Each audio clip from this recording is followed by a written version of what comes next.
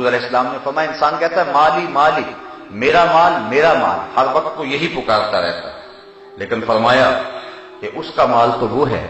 جو اس نے کھایا یا اس نے پہن کے پرانا کر دیا یا اللہ کی راہ میں خیرات کیا اور آخرت میں بھیج دیا،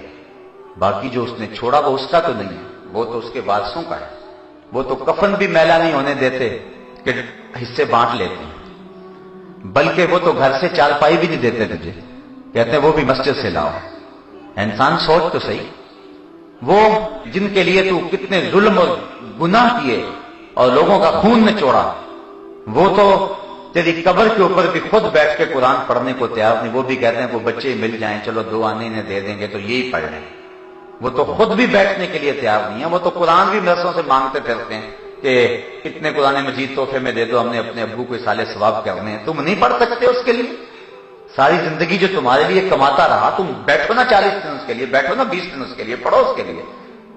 وہ تو بعد میں تیرے کو غسل دینے کے لیے بھی تیار نہیں ہے، انہیں ڈر لگتا ہے تیرے سے، وہ تو تیری قمیض بھی پھاڑ کے اتارتے۔ میاں صاحب محمد بخش آر پہ کھڑی رومی کشمیر بولے کہ جاندی وری ڈرونا بنیو تے ہاتھ نہ لاندے ڈر دے، جنہ لئی تو پاپ کمائے اج کتھے نہیں تیرے کر دے۔ جن کے لیے تو نے گناہ کیے، جن کے لیے تو نے ظلم کیے، جن کے لیے تو نے رشوت لی، اپنی آخرت کو کالا کر لیا، آج تو وہ تجھے غسل دینے کے روادار بھی نہیں ہے۔ انسان غور کر، انسان سوچ، الہاکم التکاثر، تجھے کثرت طلبی نے ہلاک کر دیا، تیری وہ بھیڑ کون، تیری زندگی کا مقصد، تیری شب و روز کا وظیفہ یہی ہے، مال مال، صبح اٹھا کاروبار پہ بھاگ گیا، شام کو آیا کاروبار چھوڑا، لیکن پھر بھی کاروبار کاری رہتا ہے، سوتا ہے تو خواب وہی دیکھتا ہے۔ میں یہ نہیں کہتا کاروبار نہ کرو، لیکن یہ ہے کہ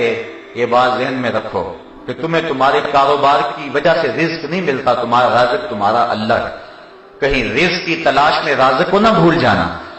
جب بچہ شکم مادر میں 120 دن کا ہوتا ہے، اس کا رزق اللہ اس دن ہی لکھ دیتا ہے، وہ تو مل کے رہے گا۔ تمہاری زندگی کا جو وظیفہ ہے، جو تمہارا رب تم سے مطالبہ کرتا ہے، تم اس کی طرف آؤ نا، تمہارا رب تم سے کیا کہہ رہا ہے۔ تمہاری ہرس تو ساری زندگی پوری نہیں ہوگی، لاکھ پتی بنو گے تو سوچو گے کروڑ پتی بن جائے، کروڑ پتی ہو جاؤ گے تو سوچیں گے ارب پتی بن جائے، ارب پتی ہو جاؤ گے تو سوچو گے کھرب پتی بن جائے۔ بتاؤ کوئی جگہ ہے جہاں جو ہے وہ نشان لگا ہو کہ یہاں سے بندہ آگے نہیں جاتا؟ حضور فرمایا کہ اگر انسان کو ایک وادی دے دی جائے سونے کی بھری ہوئی، 2 پہاڑوں کے درمیان جو جگہ ہوتی ہے اسے وادی کہتے ہیں، وہ سونے کی بھری ہوئی ہے، ایک شخص کو دے دی جائے، وہ آرزو کرے گا کہ میرے پاس ایسی ایک اور وادی ہو۔ اور کتاب الرقاق کے اندر امام بخاری نے ایک اور حدیث لکھی ہے، 2 مل جائیں تو تیسری وادی کی آرزو کرے گا، یعنی اس کا پیٹ نہیں بھرتا، اس کی آنکھ نہیں بھرتا۔ اور حضرت شیخ صاحب فرماتے ہیں پیٹ تو بھر جاتا ہے، آنکھ نہیں بھرتی۔ اور رومی کہتے ہیں کوزائے چشم حریصاں پر نہ شد تا صدف کانے نہ شد پر در نہ شد، حریص کی آنکھ کا پیالہ نہیں بھرتا، جب تک وہ سیپ جو ہے وہ قناعت اختیار نہیں کر لیتا تو اس میں موتی نہیں آتے۔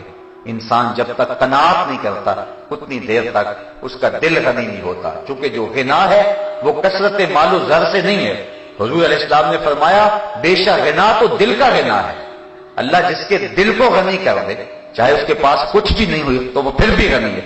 اور جس کا دل غنی نہیں ہے وہ کروڑ پتی کھرب پتی بھی ہو جائے نفس کی کمینگی نہیں جاتی۔ اس لیے انسان کہتا ہے کہ حل من مزید، مجھے اور ملے، مجھے اور ملے، ساری زندگی کہتا ہے مالی مالی، میرا مال میرا مال، لیکن اس کا نہ پیٹ بھرتا ہے نہ آنکھیں بھرتی ہیں، اور ساری زندگی اسی طلب میں اجاڑ دیتا ہے۔ اور جو اس کی زندگی کا اصل وظیفہ تھا، جس لیے اللہ نے اس کو بھیجا ہے، وہ اپنی اس اصل زندگی کے مقصد سے ناآشنا رہتا ہے۔